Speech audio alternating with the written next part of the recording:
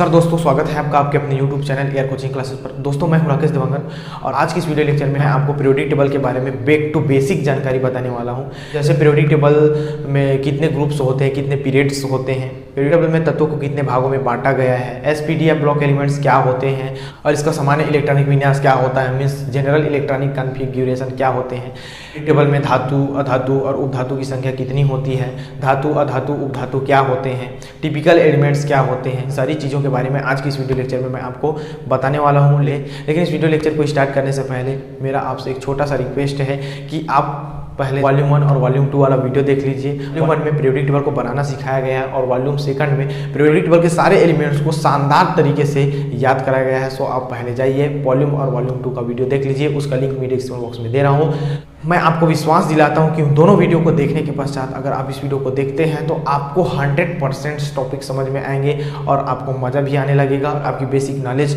काफ़ी हद तक इंक्रीज हो जाएगी। ये रहा एक छोटा सा रिक्वेस्ट। आशा करता हूं आप वॉल्यूम 1 और वॉल्यूम 2 वाला वीडियो जरूर देखेंगे। तो चलिए दोस्तों, अब हम बिना समय विलंब किए आज की इस टॉपिक की ओर बढ़ते हैं और शानदार तरीके से इस टॉपिक का शुरुआत करते हैं।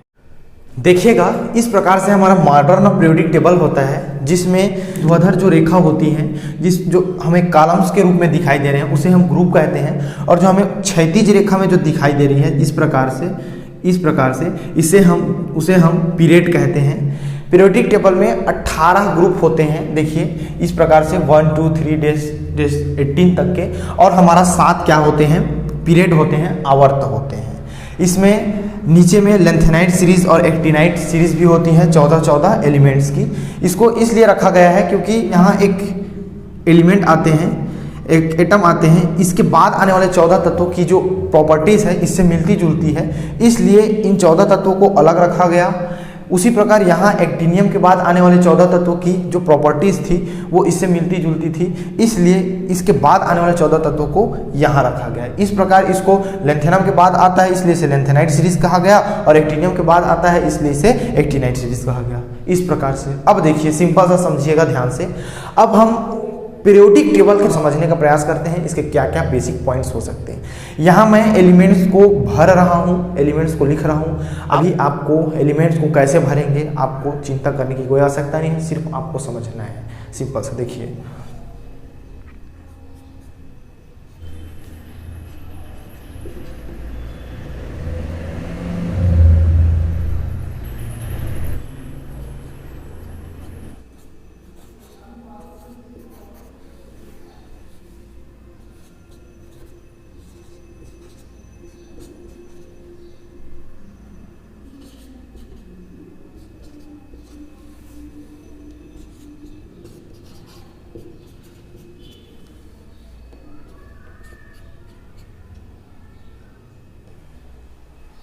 देखिएगा इस प्रकार से पीरियोडिक टेबल में तत्वों को व्यवस्थित किया गया है। फिलहाल अभी आपको चिंता करने की आवश्यकता नहीं है कि पीरियोडिक टेबल को कैसे याद करें, एलिमेंट को कैसे याद करें। अभी सिर्फ आपको पूरा बेसिक चीज़ों के बारे में जानकारी लेना है। उसके बाद आगे की वीडियो लेक्चर में मैं आपको पीरियोडिक टेबल को बड़े ही आसान तरीके से याद करा दूंगा। फिलहाल अभी आप ये देखिए कि पीरियोडिक टेबल कैसे बनाना है, इसके बेसिक पॉइंट्स क्या है, ये सब चीज़ों पर आप ध्यान दीजिए। देखिएगा, ये जो नंबरिंग किया गया है 18 वर्ग जो हम बता रहे हैं, ये न्यू IUPAC सिस्टम के आधार पर नंबरिंग है। न्यू IUPAC सिस्टम के आधार पर नंबरिंग किया गया है। इसका मतलब ये है कि इसके पहले और कोई सिस्टम रहा होगा जिसके आधार पर हम नंबरिंग करते थे, तो हमारा ओल्ड सिस्टम जो था उस पर हम ओल्ड सिस्टम में हम फर्स्ट जो ग्रुप है हमारा, उसको हम ओल्ड सिस्टम में फर्स्ट ए ग्रुप कहते थे, रोमन संख्या में फर्स्ट ए ग्रुप कहते थे। जो हमारा सेकंड ग्रुप है उसे हम सेकंड ए ग्रुप कहते हैं, ठीक है।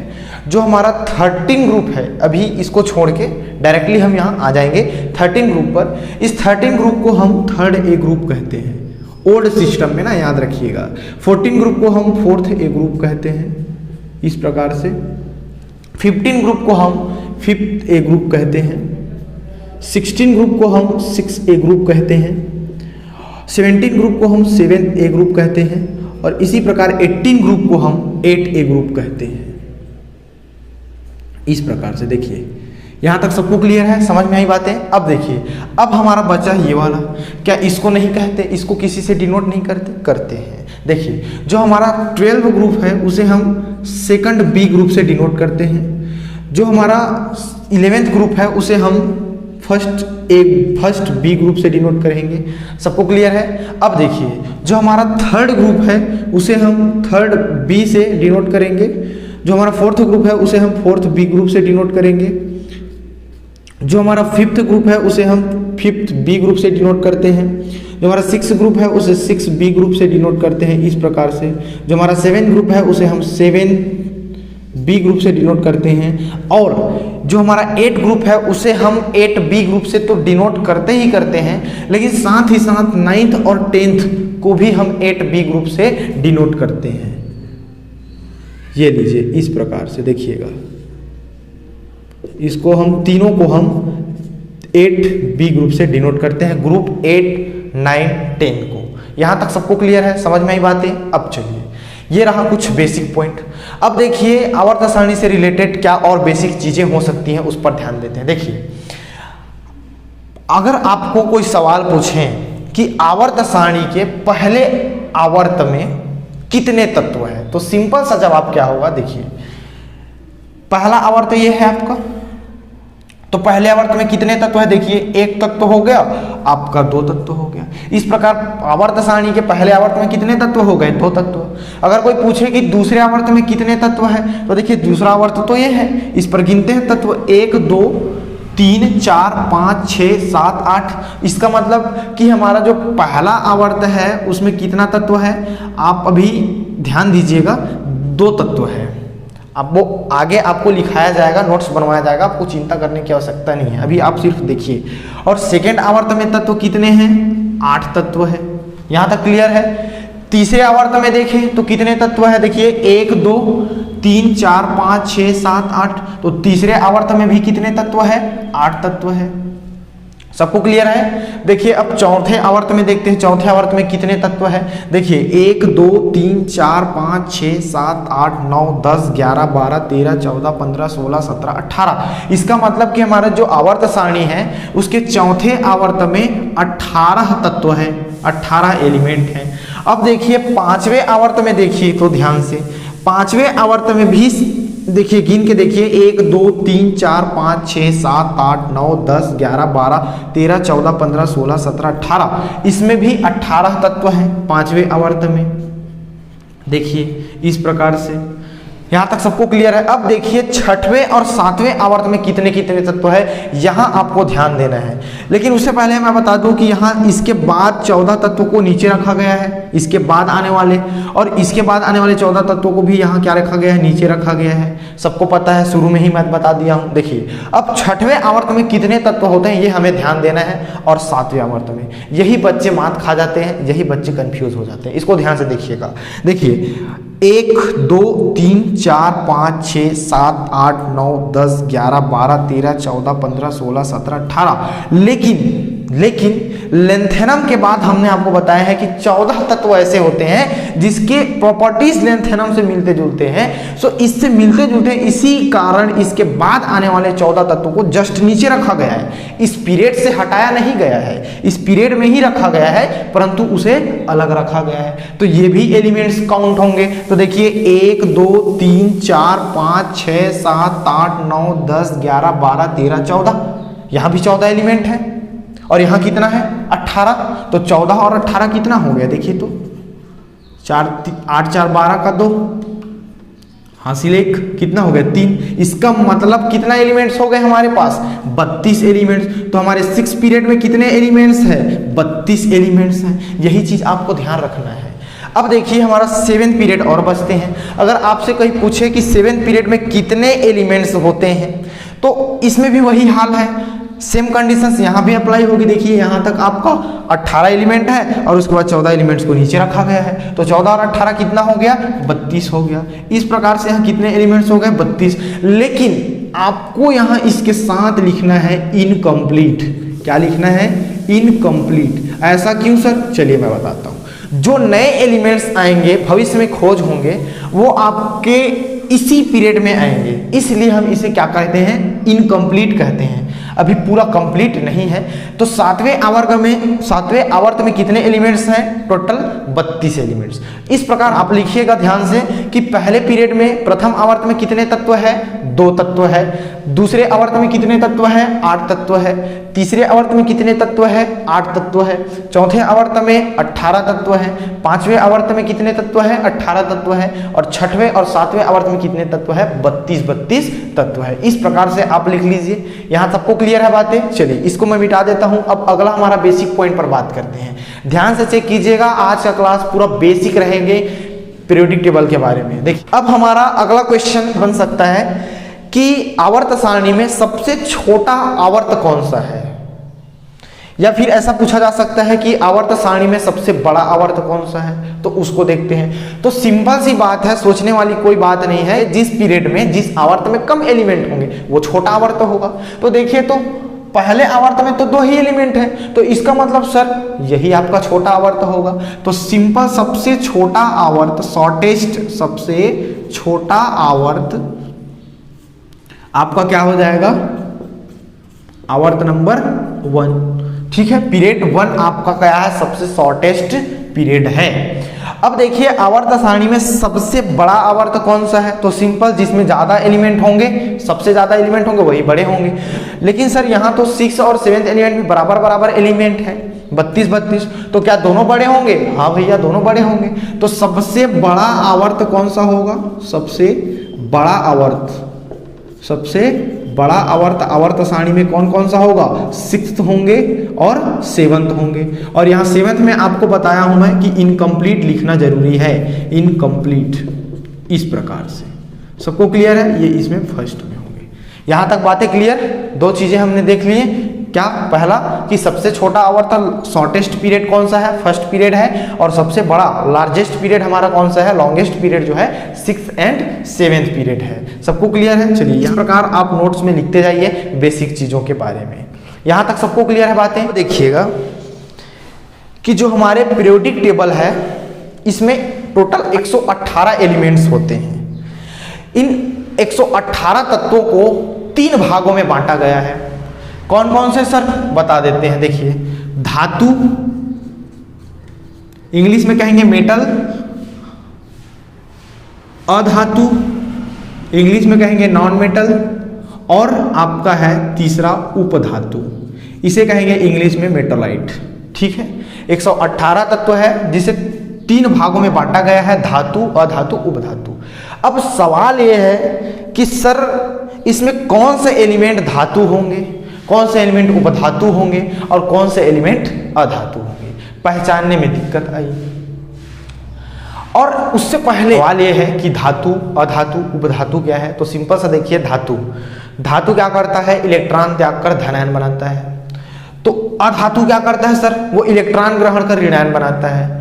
धातु विद्युत के सुचालक होते हैं, मीन्स उसमें हम विद्युत धारा कंडक्ट करा सकते हैं। अधातु में विद्युत धारा प्रवाहित नहीं होती, मीन्स क्या होते हैं, कुचालक होते हैं विद्युत के। इस प्रकार से तो सर धातु मीन्स जो इलेक्ट्रॉन त्याग कर धनायन बनाता है, जिसमें विद्युत धारा प्रवाहित की जा सकती है। और अधातु सर जो इलेक्ट्रॉन ग्रहण कर ऋणायन बनाता है, जिसमें विद्युत धारा प्रवाहित नहीं होती है, अधातु कहलाते हैं। तो सर उपधातु क्या है, तो मैं बोलूंगा भैया धातु और अधातु दोनों के प्रॉपर्टी जिस एलिमेंट में पाएंगे ना, उसे हम उपधातु कहेंगे। अरे वाह, इतना सरल है सर। तो सिंपल क्या होगा उपधातु का परिभाषा, जिसमें धातु तथा अधातु के गुण पाए जाते हो उसे हम उपधातु कहते हैं, मेटोलाइट कहते हैं। यहां तक सबको क्लियर, धातु, अधातु, उपधातु बातें क्लियर हुई हैं। अब देखिए हमें पता ये लगाना है कि इस पूरे पीरियोडिक टेबल में कितने धातु हैं, कितने अधातु हैं, कितने उपधातु हैं, और कौन कौन से एलिमेंट धातु, अधातु, उपधातु है। ये चीजों के बारे में हमें जानना है। अब सर 118 एलिमेंट्स हैं, उसमें हमें इसको पता लगाना है। कैसे लगाएं, सिंपल ट्रिक है भैया। अगर आप उपधातु को जान लेते हो तो आपको धातु और अधातु चुटकी बजाते ही याद हो जाएगा, आप आसानी से जान जाओगे। कैसे सर, चलिए पहले उपधातु को जान लेते हैं। देखिए इस पीरियोडिक टेबल में उपधातु जो होते हैं वो कौन कौन से होते हैं, इसको पहले जानते हैं। देखिए मैं यहां जो सर्कल लगाऊंगा वही आपका क्या होंगे, उपधातु। देखिए इसमें बोरान उपधातु होते हैं, सिलिकॉन उपधातु होते हैं, जर्मेनियम उपधातु होते हैं, आर्सेनिक उपधातु होते हैं, और आपका एंटीमनी उपधातु होते हैं, और आपका टेल्यूरियम उपधातु होते हैं, और आपका पोलोनियम उपधातु होते हैं। बस आपके पीरियोडिक टेबल में 7 उपधातु होते हैं। देख लीजिए 1 2 3 4 5 6 7, boron, silicon, germanium, arsenic, antimony, tellurium और पोलोनियम, ये 7 उपधातु होते हैं। ये चीज आप याद रखिएगा। आपको उपधातु याद रखना है तो उसका ट्रिक वीडियो बन गया है। उपधातु को कैसे याद करें, उसका परमाणु क्रमांक कैसे याद करें, उसका वीडियो बन गया है, मैं उसको लिंक डिस्क्रिप्शन बॉक्स में दे रहा हूँ, आप उसे देख लीजिएगा। फिलहाल आप अभी इस पर फोकस कीजिए कि हमारा जो मेटोलाइट होते हैं वो 7 होते हैं। कौन कौन से? Boron, silicon, germanium, arsenic, antimony, tellurium और पोलोनियम। यहाँ तक सबको समझ आया? सर उपधातु तो पता चल गया, अब हमें धातु और अधातु पता लगाना है। लेकिन उसके लिए मैं आपको सिंपल सा ट्रिक बता दूं कि जो उपधातु होंगे, ये जैसे बोरान यहाँ उपधातु है, सिलिकॉन उपधातु है, तो उपधातु के इस तरफ जितने भी एलिमेंट्स आएंगे वे होंगे आपके अधातु, नॉन मेटल होंगे, और उपधातु के इस तरफ जितने भी एलिमेंट्स आएंगे वे सब मेटल होंगे, धातु होंगे। अरे वाह, इतना आसान है सर। तो देखिए बोरान के बाद इधर कौन सा आ रहा है? कार्बन, इसका मतलब कार्बन अधातु है सर। हाँ, कार्बन अधातु है। नाइट्रोजन आ रहा है, नाइट्रोजन अधातु है। ऑक्सीजन अधातु है, फ्लोरीन अधातु है। इस प्रकार जितने भी एलिमेंट्स उस साइड आएंगे बोरान के, वे सब क्या है? अधातु है। सिलिकॉन के उस साइड जितने भी एलिमेंट्स आएंगे वे सब क्या है? अधातु है। इसी प्रकार आर्सेनिक है, एंटीमनी, टेल्यूरियम है। इसके पश्चात, इसके बाद आने वाले जितने भी एलिमेंट है उस साइड, वो सब क्या होंगे? अधातु। और इस साइड जितने भी एलिमेंट्स आएंगे वे सब क्या होंगे? धातु। इसका मतलब सर देखिए बोरान के इस साइड क्या है? लिथियम, बेरिलियम, लिथियम, बेरिलियम है, तो इसका मतलब ये धातु है। हाँ, धातु है। सिलिकॉन के इस साइड क्या है? एल्यूमिनियम, इसका मतलब एल्यूमिनियम धातु है। तो सिंपल ट्रिक से आप पहचान सकते हो कि धातु, अधातु, उपधातु कौन से एलिमेंट है। बस आपको जरूरत है उपधातु को याद रखने की। तो सिंपली देखिए, इस साइड जो आएगा उसे हम क्या कहेंगे? अधातु, और उपधातु के इस साइड आने वाले एलिमेंट को हम क्या कहेंगे? धातु। मीन्स पॉजिटिव और ये निगेटिव। इस प्रकार से आप डिस्क्राइब कर सकते हो। देखिएगा, इस प्रकार से हमारे पीरियोडिक टेबल में 7 कितने हो जाते हैं? उपधातु हो जाते हैं। देखिए कौन कौन सा? Boron, silicon, germanium, arsenic, antimony, tellurium और पोलोनियम। यहाँ तक सबको क्लियर है? आशा करता हूँ अब आपको धातु, उपधातु और अधातु पहचानने आ जाएगा पीरियोडिक टेबल में। सिंपली यहाँ तक सबको समझ आया? तो इस प्रकार पीरियोडिक टेबल में कुल ज्ञात तत्वों की संख्या 118 है, जिसमें प्रकृति में पाए जाने वाले तत्वों की संख्या 94 होती है, और कृत्रिम विधि से निर्मित तत्वों की संख्या 24 होती है, जिसमें धातुओं की संख्या, मेटल्स की संख्या 91 होती है, अधातुओं की संख्या, नॉन मेटल की संख्या 20 होती है, और उपधातुओं की संख्या मीन्स मेटोलाइट की संख्या 7 होती है। सो ये रहे कुछ इंपॉर्टेंट पॉइंट्स, कुछ मुख्य बातें जो कि आपके और आपके एग्जाम के लिए काफ़ी इंपॉर्टेंट है। कई बार यहाँ से MCQs क्वेश्चन भी पूछे जाते हैं, सो आप इसे अच्छे से नोट कीजिएगा। चलिए अब हम कुछ और बेसिक चीज़ों पर बात करते हैं। देखिएगा, हमारा जो यहाँ फर्स्ट ए ग्रुप है, जिसे हम ग्रुप 1 कहते हैं, इसके अंतर्गत आने वाले एलिमेंट्स को हम एल्कली मेटल कहते हैं, मीन्स क्षारीय धातु कहते हैं। आप ध्यान से नोट करते जाइएगा। और हमारा जो सेकंड ए ग्रुप है, मीन्स ग्रुप सेकंड, इसके अंतर्गत आने वाले एलिमेंट्स को हम कहते हैं क्षारीय मृदा धातु। क्षारीय मृदा धातु means alkaline earth metals, English में कहेंगे एल्कलाइन अर्थ मेटल्स, क्षारीय मृदा धातु। तो ग्रुप फर्स्ट को हम क्या कहेंगे? एल्कली मेटल, क्षारीय धातु। ग्रुप सेकंड को हम क्या कहेंगे? एल्कलाइन अर्थ मेटल, क्षारीय मृदा धातु। यहां तक सबको क्लियर है? अब हम जाते हैं सीधा ग्रुप 13 की ओर। देखिए यहाँ ग्रुप 13 का पहला जो एलिमेंट है वो क्या है? बोरान है। थर्ड ए ग्रुप कहें या ग्रुप 13 कहें, पहला एलिमेंट इसका बोरान है, इसलिए इस ग्रुप को हम बोरान फैमिली कहते हैं। क्या कहते हैं? बोरान फैमिली, बोरान परिवार कहते हैं। उसी प्रकार देखिए ग्रुप 14 मीन्स फोर्थ ए ग्रुप जिसे हम कहेंगे ग्रुप 14, इसका पहला एलिमेंट कार्बन है, इसलिए हम इस ग्रुप को हम क्या कहते हैं? कार्बन फैमिली कहते हैं। अगला हमारा है ग्रुप 15 मीन्स 5A ग्रुप, जिसे हम कहते हैं ग्रुप 15। देखिए ग्रुप 15 में पहला एलिमेंट्स नाइट्रोजन है, सो इसलिए इस ग्रुप में आने वाले एलिमेंट्स को हम नाइट्रोजन फैमिली कहते हैं, नाइट्रोजन परिवार कहते हैं। इसका एक और स्पेशल नाम होता है जिसे हम कहते हैं निक्टोजन। ध्यान से लिखिएगा, निक्टोजन। देखिए निक्टोजन,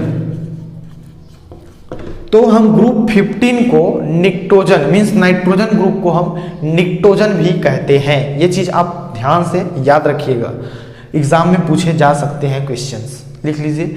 उसके बाद देखिए हमारा जो 6A ग्रुप है, 6A group means group 16,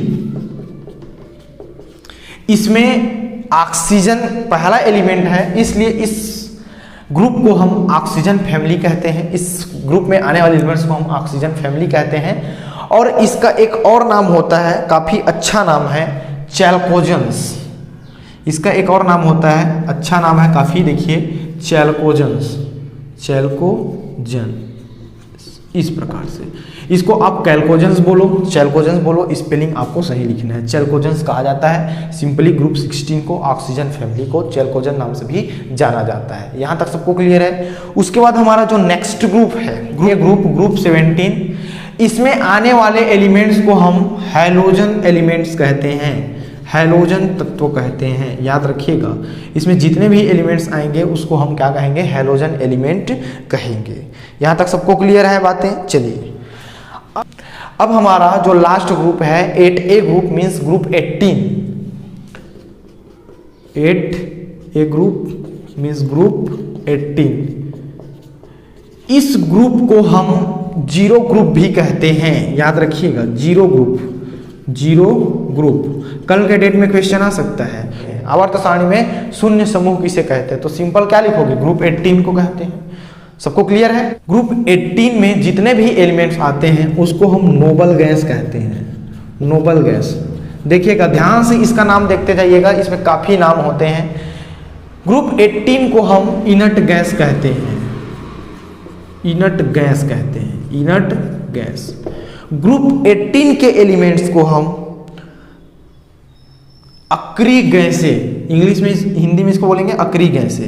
group 18 के एलिमेंट्स को हम निष्क्रिय गैसे भी कहते हैं, निष्क्रिय गैसे, इस प्रकार से। इस प्रकार से इसके कई नाम होते हैं, उसको आपको ध्यान से याद रखना है, अच्छे से आपको नोट करनी है, लिख लीजिए। चलिए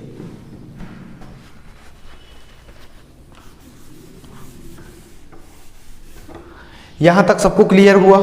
यहां देखिएगा S, P, D और F, ये 4 सबसेल होते हैं, उपकोष होते हैं जिसमें इलेक्ट्रॉन भरते हैं। जब हम फर्स्ट ग्रुप और सेकेंड ग्रुप में आने वाले एलिमेंट्स का इलेक्ट्रॉनिक विन्यास निकालते हैं तो उसका अंतिम इलेक्ट्रॉन S उपकोष में मीन्स S सबसेल में भरता है। इसीलिए ग्रुप फर्स्ट और ग्रुप सेकंड के एलिमेंट्स को हम S ब्लॉक एलिमेंट कहते हैं। क्या कहते हैं, S ब्लॉक एलिमेंट कहते हैं। ये चीज आप याद रखिएगा। एस ब्लॉक एलिमेंट क्यों कहते हैं कि जब हम ग्रुप, कब कहते हैं, जब हम ग्रुप फर्स्ट और ग्रुप सेकंड के एलिमेंट्स का इलेक्ट्रॉनिक विन्यास निकालते हैं तो उसका अंतिम इलेक्ट्रॉन एस सबसेल में भरता है। इसलिए ग्रुप फर्स्ट और ग्रुप सेकंड के एलिमेंट्स को हम क्या कहते हैं, एस ब्लॉक एलिमेंट कहते हैं। उसी प्रकार ग्रुप 13 से लेकर ग्रुप 18 मीन्स ग्रुप 13 से ग्रुप 18 के बीच के इतने भी एलिमेंट्स आते हैं उन सबका इलेक्ट्रॉनिक विन्यास अगर हम निकाल के देखें तो उसका अंतिम इलेक्ट्रॉन P सबसेल में भरता है, P उपकोष में भरता है। इसीलिए हम ग्रुप 13 से ग्रुप 18 के एलिमेंट्स को क्या कहते हैं, P ब्लॉक एलिमेंट कहते हैं। सबको क्लियर है, बातें क्लियर हो रही हैं। चलिए इस प्रकार हम P ब्लॉक एलिमेंट्स कहते हैं ग्रुप 13 टू ग्रुप 18। बातें क्लियर। अब ग्रुप 3 से लेकर के ग्रुप 12 तक के जितने भी एलिमेंट्स आते हैं उन सबका इलेक्ट्रॉनिक विन्यास जब हम निकालते हैं तो उसका अंतिम इलेक्ट्रॉन D सबसेल में भरता है, D उपकोष में भरता है। इसीलिए ग्रुप 3 से लेकर के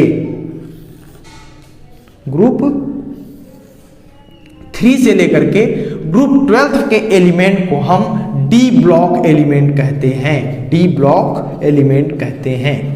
यहां तक सबको क्लियर है। अगर आपको कोई सवाल पूछे कि S ब्लॉक तत्व क्या है तो सिंपल जवाब क्या होगा, वे तत्व जिनके अंतिम इलेक्ट्रॉन एस उपकोष में भरता है, एस ब्लॉक तत्व कहलाते हैं। सिंपल सा। एस ब्लॉक तत्व में ग्रुप फर्स्ट और ग्रुप सेकंड के एलिमेंट आते हैं। अगर आपसे कोई पूछे कि पी ब्लॉक तत्व क्या है, तो सिंपल जवाब क्या होगा, वे तत्व जिनके अंतिम इलेक्ट्रॉन पी उपकोष में भरते हैं, पी सबसेल में भरते हैं, पी ब्लॉक तत्व कहलाते हैं। इसके अंतर्गत ग्रुप 13 टू ग्रुप 18 के एलिमेंट आते हैं। यहां तक सबको क्लियर है। अगर आपसे कोई पूछे कि डी ब्लॉक तत्व क्या है, डी ब्लॉक एलिमेंट्स क्या है, तो सिंपल उसका आंसर क्या होगा कि वे तत्व जिसके अंतिम इलेक्ट्रॉन डी सबसेल में भरते हैं, डी उपकोष में भरते हैं, उसे डी ब्लॉक तत्व कहते हैं। इसके अंतर्गत ग्रुप 3 से लेकर के ग्रुप 12 के एलिमेंट आते हैं, इसे डी ब्लॉक एलिमेंट कहते हैं। बातें क्लियर है सब। अब देखिए, जब हम लैंथेनाइड सीरीज और एक्टिनाइड सीरीज के एलिमेंट का इलेक्ट्रॉनिक विन्यास निकालते हैं, तो उसका अंतिम इलेक्ट्रॉन एफ सबसेल में भरता है, एफ उपकोष में भरता है। इसीलिए लैंथेनाइड सीरीज और एक्टिनाइड सीरीज के एलिमेंट्स को हम एफ ब्लॉक एलिमेंट कहते हैं। इसको हम क्या कहेंगे, एफ ब्लॉक एलिमेंट कहते हैं। सबको क्लियर है, एफ ब्लॉक एलिमेंट इस प्रकार से। अगर आपसे कोई पूछे कि एफ ब्लॉक तत्व क्या होते हैं, तो क्या है, सिंपल सा, वे तत्व जिसका अंतिम इलेक्ट्रॉन एफ उपकोष में भरता है, एफ सबसेल में भरता है, उसे एफ ब्लॉक एलिमेंट कहते हैं। इसके अंतर्गत लैंथेनाइड सीरीज और एक्टिनाइड सीरीज के एलिमेंट आते हैं। हो गया इजी। सो इस प्रकार तत्वों को 4 भागों में बांट दिया गया, S block, P block, D block, F block. लेकिन ये जो प्रकार में बांटा गया है वो किसके आधार पर बांटा गया है, इलेक्ट्रॉनिक विन्यास के आधार पर। सो इस प्रकार इलेक्ट्रॉनिक विन्यास के आधार पर तत्वों को पीरियोडिक टेबल में तत्वों को 4 भागों में बांटा गया, S block element, P block element, D block element और एफ ब्लॉक एलिमेंट। यहां तक सबको क्लियर है, समझ में आया। इस प्रकार इलेक्ट्रॉनिक विन्यास के आधार पर पीरियोडिक टेबल में तत्वों को 4 भागों में बांटा गया, S block element, P block element, D block element और एफ ब्लॉक एलिमेंट। यहीं पर आप एक चीज और याद रख लीजिए, आपके लिए काफी इंपॉर्टेंट है कि S block element, P block element, D block element और एफ ब्लॉक एलिमेंट का सामान्य इलेक्ट्रॉनिक विन्यास क्या होता है। एग्जाम में पूछे जाते हैं, आप सामान्य इलेक्ट्रॉनिक विन्यास याद रख लीजिए। देखिएगा, एस ब्लॉक एलिमेंट्स का सामान्य इलेक्ट्रॉनिक विन्यास NS1 2 इस प्रकार से होता है। पी ब्लॉक एलिमेंट का सामान्य इलेक्ट्रॉनिक विन्यास देखिए, पी ब्लॉक एलिमेंट का सामान्य इलेक्ट्रॉनिक विन्यास NS2NP126 ये इस प्रकार से होता है। ये सामान्य इलेक्ट्रॉनिक विन्यास है, मीन्स सामान्य जेनरल इलेक्ट्रॉनिक कॉन्फ़िगरेशन आपको याद रखनी है। इसी प्रकार डी ब्लॉक एलिमेंट का सामान्य इलेक्ट्रॉनिक विन्यास होता है NS1 D1 10 इस प्रकार से, ये इसका सामान्य इलेक्ट्रॉनिक विन्यास होगा। इसी प्रकार एफ ब्लॉक एलिमेंट का सामान्य इलेक्ट्रॉनिक विन्यास होता है NS2N-1D 0 to 1 N-2 F1 to 14 इस प्रकार से ये इसके हो गए जेनरल इलेक्ट्रॉनिक कॉन्फ़िगरेशन।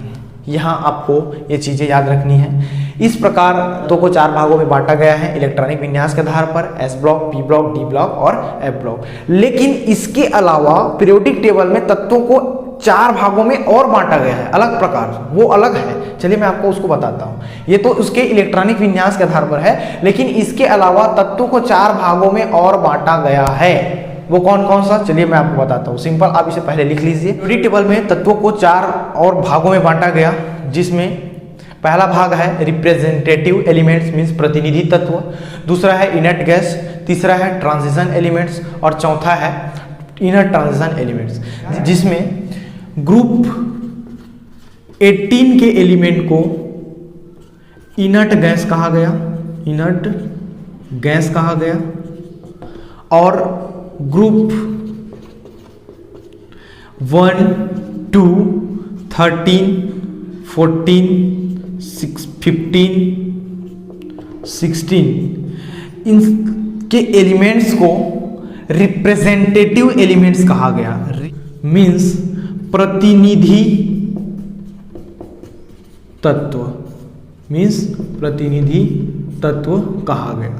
सबको क्लियर। ग्रुप 1, 2, 13, 14, 15, 16 और ये 17 के एलिमेंट्स को रिप्रेजेंटेटिव एलिमेंट्स कहा गया, और group 3 to 12 means D block element, D block element को ट्रांजिशन एलिमेंट्स कहा गया। ट्रांजिशन एलिमेंट्स मींस संक्रमण तत्व कहा गया। और जो हमारा एफ ब्लॉक एलिमेंट है उसे इनर ट्रांजिशन एलिमेंट कहा गया। इनर ट्रांजिशन एलिमेंट मींस अंतर संक्रमण तत्व कहा गया। इस प्रकार 4 अलग भागों में और बांटा गया। ग्रुप 18 को इनर्ट गैस कहा गया। ग्रुप फर्स्ट, सेकंड, 13, 14, 15, 16 और 17 के एलिमेंट्स को रिप्रेजेंटेटिव एलिमेंट्स कहा गया, प्रतिनिधि तत्व कहा गया। Group 3 to 12 means D block element को ट्रांजिशन एलिमेंट्स कहा गया, संक्रमण तत्व कहा गया। इसका मतलब डी ब्लॉक एलिमेंट को हम संक्रमण तत्व भी कहते हैं। सबको क्लियर हुआ? एफ ब्लॉक एलिमेंट को इनर ट्रांजिशन एलिमेंट कहा गया मींस अंतर संक्रमण तत्व कहा गया। इसका मतलब एफ ब्लॉक एलिमेंट्स का एक और नाम होता है जिसे हम कहते हैं अंतर संक्रमण तत्व। इस प्रकार से 4 अलग भागों में और बांटा गया। पहला देखिए वो इलेक्ट्रॉनिक विन्यास के आधार पर हो गया और ये अलग प्रकार का हो गया। बातें आपको क्लियर है? लिख लीजिए। चलिए